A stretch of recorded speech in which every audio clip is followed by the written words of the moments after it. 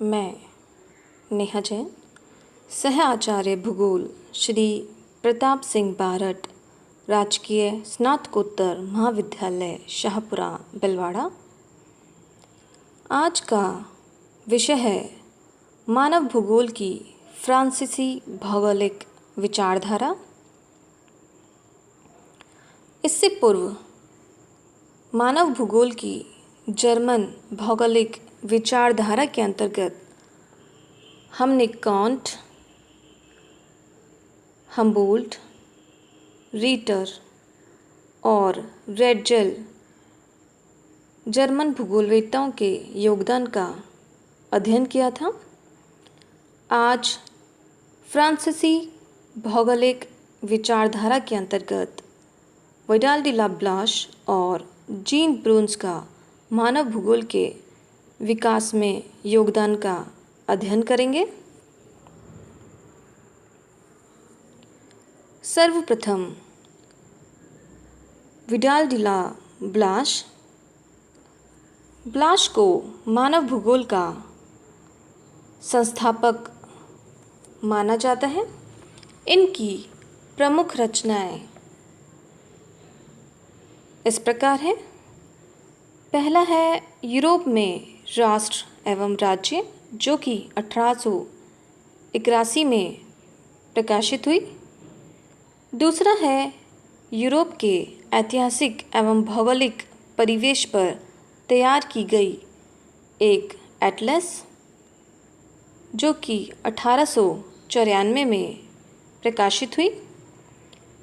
तीसरा फ्रांस का प्रादेशिक भूगोल, जो कि 1903 में प्रकाशित हुआ।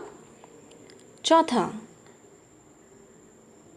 एक विशेष रूप से प्रसिद्ध और बहुचर्चित लेख सामाजिक तथ्यों की भौगोलिक दशाएं, जो कि 1902 में प्रकाशित हुआ था। पांचवा पूर्वी फ्रांस का भूगोल, जो कि 1917 में प्रकाशित हुआ। और छठा है मानव भूगोल के सिद्धांत, जो कि उनकी मृत्यु के बाद प्रकाशित हुआ सन 1923 में।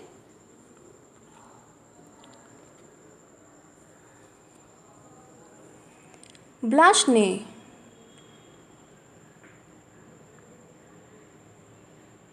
छह प्रमुख संकल्पनाओं को प्रस्तुत किया। पहला,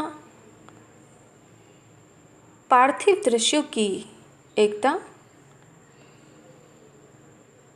उन्होंने बताया कि भूगोल पार्थिव दृश्यों की एकता को प्रदर्शित करता है,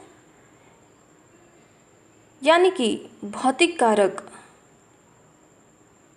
परस्पर एक दूसरे पर निर्भर तथा अंतर संबंधित है। दूसरा, पार्थिव दृश्य विभिन्न प्रकार के परिवर्तनशील संयोगों तथा परिमार्जन में परिलक्षित होते हैं, जैसे विश्व की विभिन्न प्रकार की जलवायु के अध्ययन में दृष्टिगोचर होता है। तीसरा, भूगोल का संबंध पृथ्वी पर पाए जाने वाले सभी तथ्यों से होता है और यह स्थानों का वैज्ञानिक अध्ययन है। चौथा, वातावरण की शक्तियों के विभिन्न भेदों तथा प्रभावों को समझना तथा मानना आवश्यक है, जैसे पृथ्वी पर वनस्पति की पेटियां तथा उनमें निवास करने वाले मानव के अनुकूलन को समझना। पांचवा, पार्थिव दृश्यों के वर्गीकरण तथा उनकी व्याख्या करने में वैज्ञानिक विधि को अपनाना चाहिए। छठा, मानव द्वारा अपने वातावरण में किए गए परिवर्तनों तथा परिमार्जन को पहचानना आवश्यक है। ब्लाश ने भूगोल को स्थानों का वैज्ञानिक अध्ययन बताया। ब्लाश के अनुसार प्रत्येक समुदाय विशेष की स्थानीय प्राकृतिक वातावरण से सदियों की समायोजन प्रक्रिया के परिणाम स्वरूप अपनी स्थानीय विशेषताएं में उभरी हैं जो दूसरी जगह नहीं मिलती। मनुष्य और प्रकृति इस प्रकार समायोजित हैं कि इन्हें पृथक करना संभव नहीं है। ब्लाश के अनुसार प्रदेश का अध्ययन करने के लिए लघु प्रदेश एक आदर्श इकाई होते हैं।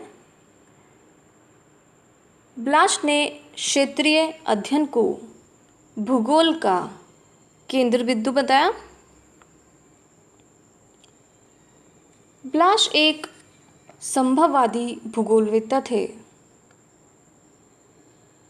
उनके अनुसार मानव स्वयं क्रियाशील प्राणी है। प्रकृति संभावनाएं प्रस्तुत करती है तथा मनुष्य अपनी क्षमताओं के अनुसार आवश्यकता के आधार पर इनका उपयोग कर सकता है। ब्लाश ने ये भी बताया कि प्रकृति परामर्शदात्री के अतिरिक्त और कुछ नहीं है। प्रकृति और मनुष्य के संबंध घनिष्ठ हैं जो कि प्राचीन समय से चले आ रहे हैं। प्रकृति ने और मनुष्य ने एक दूसरे को प्रभावित किया है। एक और मानव ने प्रकृति के साथ अनुकूलन करना सीखा है तो दूसरी ओर प्रकृति ने आवश्यकता अनुसार परिवर्तन भी किए हैं। तो ये था ब्लाश का योगदान मानव भूगोल के क्षेत्र के विकास में जो कि अतुलनीय है।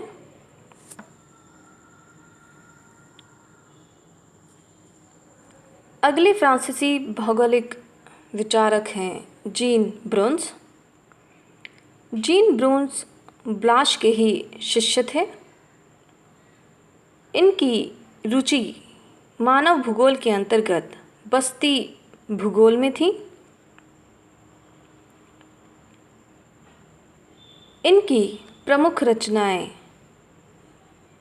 इस प्रकार हैं। लॉ ज्योग्राफी ह्यूमन जो कि 1910 में प्रकाशित हुई और दूसरी है लॉ ज्योग्राफी डी ला हिस्ट्री जो कि 1911 में प्रकाशित हुई।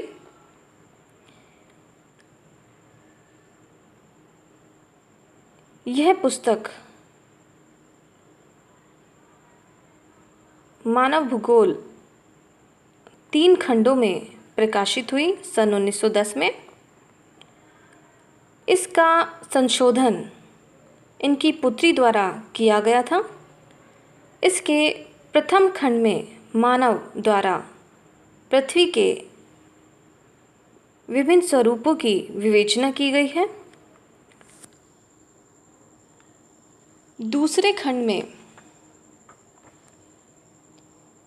मानव के वनस्पति और जंतु जगत पर विजय को वर्णित किया गया है।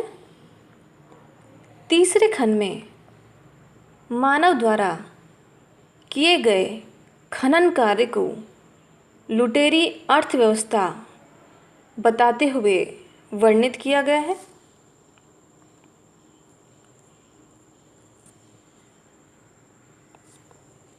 ब्रुच ने मानव भूगोल के क्षेत्र को 3 वर्गों में विभक्त किया। प्रथम वर्ग में मिट्टी के अनुत्पादक प्रयोग जिसमें इन्होंने मकान और सड़क को सम्मिलित किया।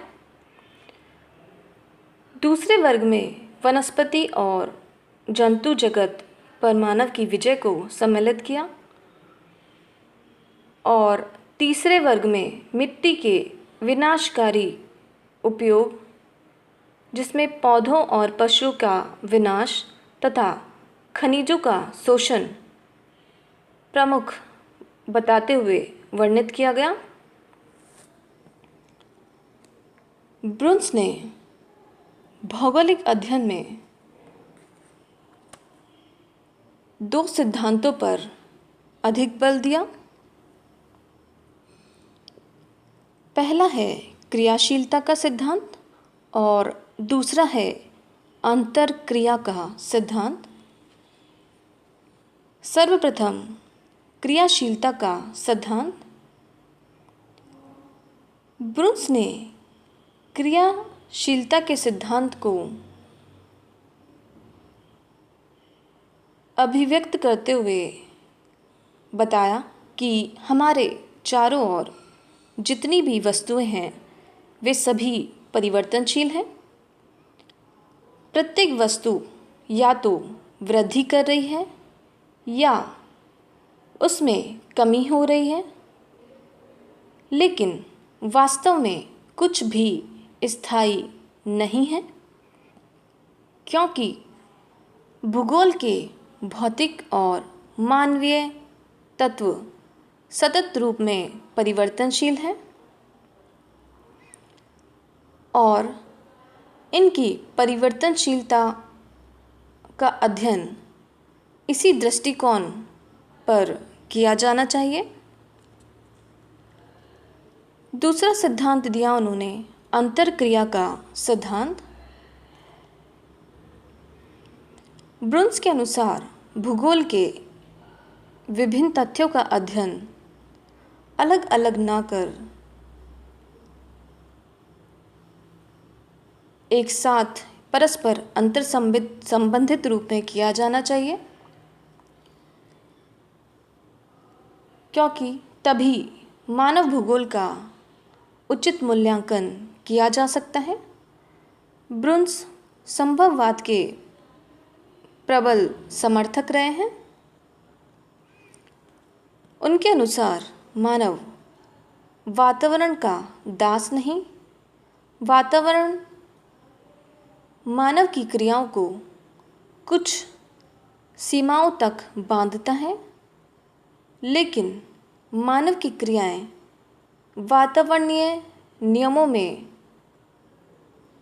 आबद्ध है ऐसा नहीं है, क्योंकि मानव जो है वो है एक क्रियाशील प्राणी। वह पूर्णतया अकर्मण्य तभी होता है जब प्रकृति उसे निष्प्राण कर देती है। ये था ब्लाश और ब्रुन्स का मानव भूगोल के विकास में योगदान। फ्रांस के भूगोलवेत्ताओं ने मानव भूगोल के क्षेत्र को विकसित और विस्तृत करने में महत्वपूर्ण योगदान दिया है। साथ ही इन्होंने भौतिक भूगोल, प्रादेशिक भूगोल, औपनिवेशिक भूगोल, राजनीतिक भूगोल और नगरीय भूगोल को भी विकसित करने का कार्य किया है।